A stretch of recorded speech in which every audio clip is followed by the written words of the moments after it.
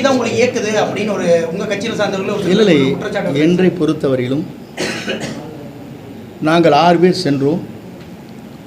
BJP இணைக்கப்பட வேண்டும் சொன்னோம்.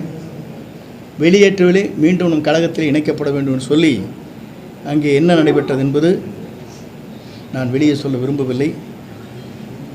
ஆனால் அந்த அளவிற்கு வேகமான சொற்கள் அங்கே ஏற்பட்டது எனவும் நாடறியும். ஆனால் என்னை பொறுத்தவரையிலும் என்னை அழைத்தவர்கள் பிஜேபி தான். அழைத்து இரு இயக்கங்களையும் ஒன்றிணைக்கப்பட வேண்டும் என்று கூறியதும் அவர்கள்தான். நானும் அதையே தான் சொன்னேன். இயக்கம் ஒன்றிணைக்கப்பட வேண்டும். உங்களை விட்டால் எங்களுக்கு வேறு வழி இல்லை, எங்களை விட்டால் உங்களுக்கும் மாற்று இல்லை. ஆகவே எங்களை தமிழ்நாட்டுடைய அரியணையை அமர்த்துவதற்கு நீங்கள் தயாராக இருக்க வேண்டும்.